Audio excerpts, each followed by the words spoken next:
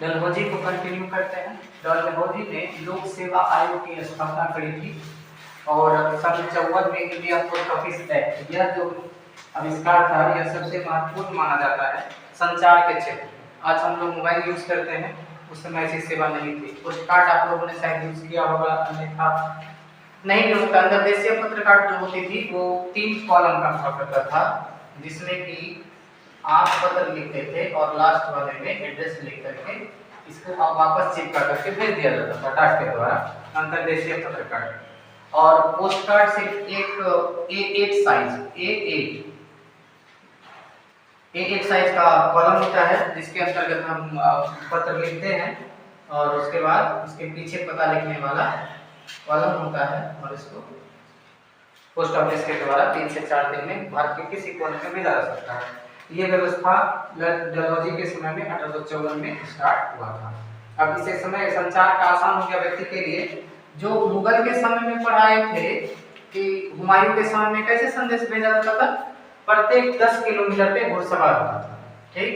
और ये घुड़सवार अपना लेटर इसको देगा, फिर ये इसको देगा, फिर ये इसको देगा, ऐसे करके पूरे देश में बैठे हुए लोग घुड़सवार लेटर पहुंचाते थे। इसमें टाइम लग सकता है। मान लीजिए दिल्ली में कुछ हुआ है और कोलकाता से संदेश भेजना है, कोलकाता में संदेश भेजना है, तो कितना टाइम लग जाएगा? ज्यादा समय लगेगा। लेकिन अब क्या हो गया, डाक विभाग जब हो गया तो रेलवे के द्वारा लेटर भेज रहा है। कभी देखें गौर किए कि डाक सेवा में क्या होता है, जो व्यक्ति होता है वह लेटर का वो लेता है बंडल और उसको जा करके ट्रेन में रख देता है। अब ट्रेन से क्या होता है, ट्रेवल करता है एक दिन में, मान लीजिए एक दिन में जितना दूर गया, दिल्ली जाना था, एक दिन में पहुंच सकता है। या फिर उसका स्टेशन बनाया गया कि भाई मुख्य रूप से मान लीजिए कि लेटर यदि नवछिया आना है तो उसको बरौनी आना होगा, ठीक। बरौनी में जाकर वहां से छांटेगा कि किस स्तर का भागलपुर का है या फिर नवछिया का है। भागलपुर का तो उसको क्यूल भेज देगा, तो यहाँ क्यूल आ गया, क्यूल से फिर भागलपुर आ गया। लेकिन अगर नवछिया की तरफ जाना है, बरौनी से डायरेक्ट नवछिया की तरफ चला गया, तो छांटने के लिए स्टेशन बनाया होता था। तो इस आधार पर संदेश को तेजी से भेजा जा सकता था। किसके द्वारा? उस समय के लिए तो सबसे बड़ी चीज थी। अभी तो मोबाइल आ गया, तब ना 1 सेकंड में लेटर इधर से उधर जा रहा है, बढ़ते से आगे। कह रहा है कि डलहौजी ने पृथक रूप से पहली बार सामाजिक निर्माण विभाग, यानी लोगों के लिए अलग से निर्माण विभाग की स्थापना, स्कूल, कॉलेज, सड़क, बिजली, पानी सबके लिए व्यवस्था करी थी, सामाजिक निर्माण विभाग की। फिर उसके बाद 1853 में कोलकाता तथा दिल्ली के बीच, ये बहुत इंपॉर्टेंट चीज है, इसको समझ लीजिएगा, तार सेवा। नाम सुना है कभी आपने? नहीं। तार सेवा होता है एक मोर्स कोड, याद रखिएगा, मोर्स कोड।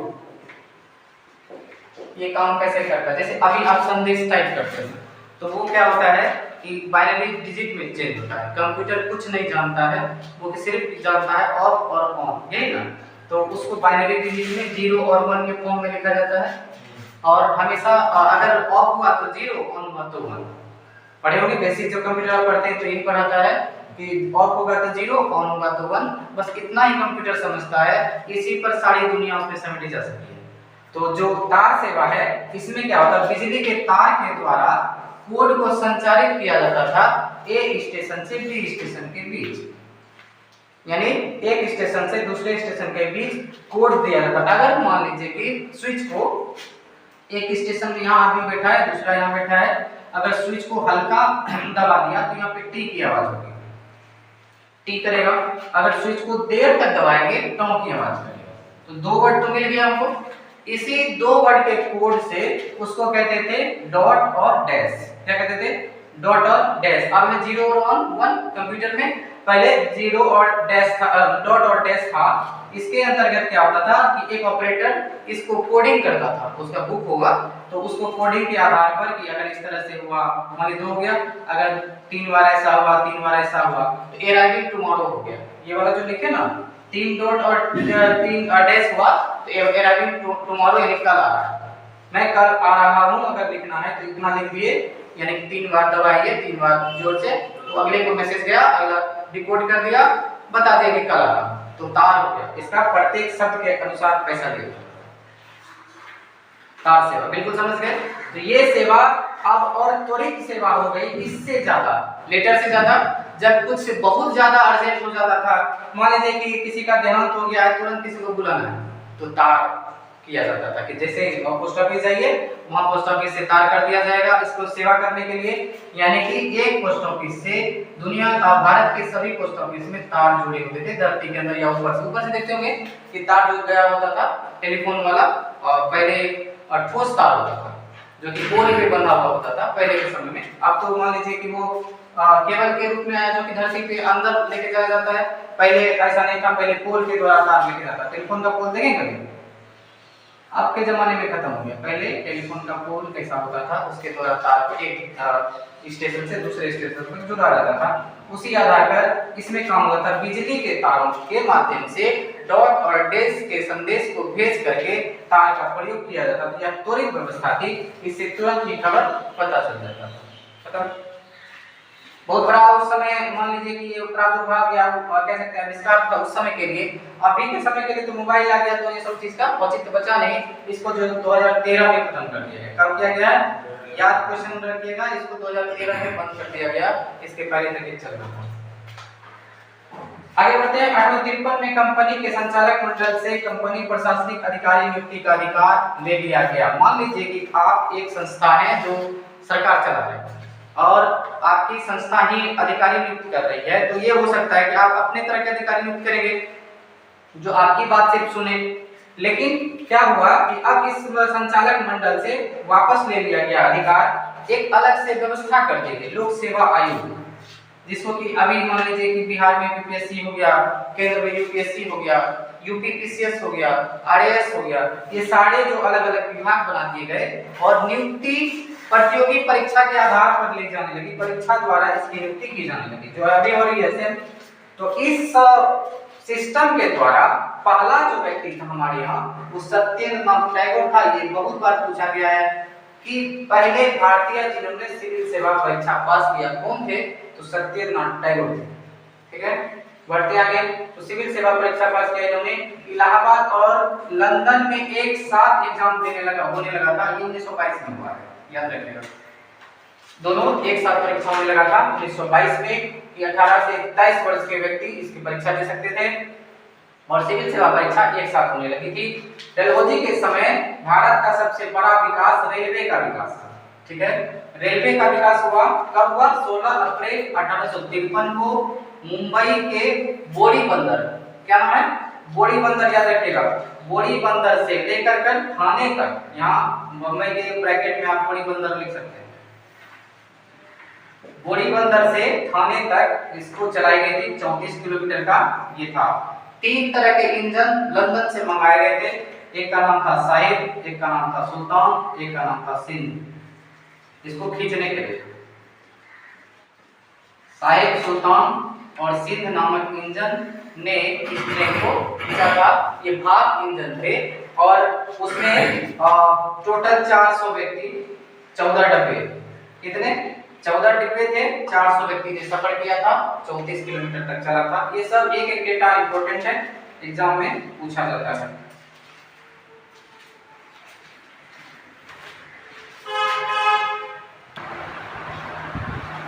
लॉर्ड कैनिंग 1856 से 62 तक इसका शासनकाल रहा है। यह भारत में कंपनी के द्वारा नियुक्त अंतिम गवर्नर जनरल था। ठीक है, तथा ब्रिटिश सम्राट द्वारा नियुक्त किया गया प्रथम वायसराय। कंपनी से अधिकार ब्रिटिश के हाथ में चला गया सम्राट के हाथ में और सम्राट अद्भुत नियुक्ति कर रहा है वायसराय का। इसके समय महत्वपूर्ण घटना 1857 का महान विद्रोह जो कि भारतीयों ने अंग्रेज के खिलाफ किया। 1857 का विद्रोह का कारण क्या था? महत्वपूर्ण कारण था शोषण और आर्थिक आघात जो पड़ता था, उसमें जनता को नहीं देखा जाता था। इसके कारण से सभी वर्ग, जमींदार, बुद्धिजीवी, मजदूर, किसान, सभी ने मिल करके सरकार के विरुद्ध एक आंदोलन किया, इसके ब्रिटिश सरकार के विरुद्ध। अब इसके आगे कि इसी क्रांति के बाद भारत का शासन कंपनी से चला गया, कंपनी के हाथों से चला गया। क्यों? क्योंकि भारत में कंपनी शोषण करती थी और इसका खबर नहीं जाता था सम्राट के पास। मान लीजिए कहीं एक पुलिस स्टेशन है, उस एरिया में बहुत सारा भ्रष्टाचार है, पुलिस क्या कर रही है, मिल करके बालू बेच रही है बांका के एरिया में। अब वो क्या हो रहा है कि सरकार को पता है कि हमने तो थाना बना दिया है, अच्छे से बालू की निकाल जो भी खदान से निकल रहा है, ऐसी कोई दिक्कत नहीं है। लेकिन होता क्या है कि ऐसे जगह से बालू निकाल लेते हैं बड़ा दर्जा, जैसा कि नहीं करना। और वो किसके द्वारा होता है, पुलिस के मिली भगत से होता है। तो वही कंपनी जो भारत आई थी व्यापार करने के लिए, लोगों का देखरेख करने के लिए, वो क्या कर रहे थे, पैसे जमा कर रहे थे। कई कंपनी के जो अधिकारी थे इतने अमीर थे कि वहाँ के सरकार जो शासन में थे उससे ज़्यादा अमीर हो जाते, उसकी संपत्ति इतनी ज़्यादा हो जाती थी। और बहुत एक छोटा छोटा कलर का जो होता था, बड़ी बड़ी गाड़ियाँ मतलब अपने पास रखते थे, बड़े बंगले उसके हो गए थे। तो शक तो जाएगा ना सरकार को कि वो क्या रहा। तो जब भी कोई जांच दल आता था तो उसको वैसा भारत दिखता ही नहीं।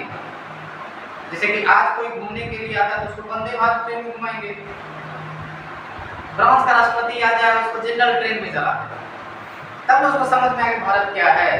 अगर उसको हम फ्रांस का राष्ट्रपति आ रहा है उसको अमृत भारत ट्रेन में चला रहे हैं, शताब्दी में चला रहे हैं, तो उसमें व्यवस्था है, उसको फर्स्ट क्लास में बैठाते हैं। कभी उसको बैठाएं जनरल क्लास में, कभी समझ में आए भारत किस स्तर से अभी चल रहा है, क्या विकास है। तो जो आगे थे निरीक्षक ब्रिटेन से, उसको वैसे ही वापस भेज दिया जाता था, और पता चलता नहीं। लेकिन इस बार जो आंदोलन हुआ था सबकी पोल पट्टी खुल गई, बड़ा आंदोलन हुआ और सभी अधिकारी जो परेशान थे, न्यूज चला गया ब्रिटेन तक। तो जो सरकार होती है वही कंपनी को, ये कंपनी ईस्ट इंडिया कंपनी क्या था, एक कंपनी है जो भारत में व्यापार करने के लिए किससे सर्टिफिकेट लिया हुआ था, ब्रिटिश सरकार से। कि हाँ, ब्रिटिश सरकार ने कहा था चाहिए आप भारत में व्यापार कीजिए और उसका मुनाफा हमको भी दीजिए, और लोगों को परेशान नहीं करना। ब्रिटिश सरकार का कभी भी ध्येय नहीं था कि लोगों को परेशान करना। कंपनियां ज्यादा उगाही के लिए ऐसा किया करती थी और सही खबर वहां नहीं पहुंच पाता था। अब इस आंदोलन के बाद सही खबर पता चल गया, तो अब जो नियुक्ति थी पदाधिकारियों की, वो अधिकार छीन लिया गया कंपनी से कि अब हम खुद करेंगे। कौन करेंगे, ब्रिटिश सम्राट। तो ब्रिटिश सम्राट ने पहला लॉर्ड कैनिंग को वायसराय बना दिया, कंपनी का काम खत्म। अब सीधा नियंत्रण किसके हाथ में, ब्रिटिश सम्राट के हाथ में चला गया। ब्रिटिश संसद में भारतीय उच्च न्यायालय अधिनियम पेश किया गया, जिसके अंतर्गत क्राउन यानी कि सरकार का सबसे उच्च पद है। और भारत में आवश्यकता अनुसार उच्च न्यायालय स्थापित करने का अधिकार संसद को चला गया, ब्रिटिश संसद को चला गया। अब जो पहले से सुप्रीम कोर्ट था उसको बंद कर दिया गया, पहले से जो सुप्रीम कोर्ट था उसको समाप्त कर दिया गया। 3 नए प्रेसिडेंसी समझते हैं ना, 3 बड़ा प्रेसिडेंसी भारत में बनाया गया था। कल भी इसकी बात हम किए थे, कौन कौन सा, कोलकाता, मद्रास और बम्बई, ये 3। तो इस तीनों में क्या किया गया, नए उच्च न्यायालय की स्थापना कर दी गई। यहाँ लिखा हुआ है तीनों प्रेसिडेंसी में नए उच्च न्यायालय की स्थापना की गई। अब लॉर्ड कैनिंग के समय विधवा पुनर्विवाह हुआ 1856 ईस्वी में, दिसंबर 1856 में 7 दिसंबर कुछ डेट है में, ये सबसे पहले ईश्वरचंद विद्यासागर ने इसके लिए काम किया था। कौन किया था, ईश्वरचंद विद्यासागर ने इसके लिए काम किया था। पहले तो आप देखें कि सती प्रथा को बेंटिक ने खत्म किया, जो कि महिलाओं को पुरुष के साथ जल जाना होता था। अब तो यहाँ तक समझ आ गया कि भाई उसको जलाओ नहीं। अब वो जो विधवा बच गई है उसको पुनर्वास होना है, यानी कि उसकी दोबारा शादी होनी। तो कानून जल्दी मानेगा नहीं, और भारत का समाज जो है अभी भी तैयार नहीं होता इस चीज के लिए। लेकिन मान लीजिए जो कम उम्र में विधवा हो गई है उसको देखने के लिए भी कोई नहीं आता है आगे, अगर उसकी शादी हो जाती है तो क्या बुराई है। तो ईश्वरचंद विद्यासागर एक समाज सेवा करने वाले लोग थे, समाजसेवी थे। इन्होंने अपने प्रयास से ऐसी व्यवस्था करी कि अब विधवाओं का शादी होने लगा। पहला कानूनी शादी इसमें लिखा होगा कि पहली कानूनी शादी दिसंबर 1856 में ईश्वरचंद विद्यासागर के प्रयास से संपन्न हुआ। अब है एक और नियम आया, पैतृक संपत्ति।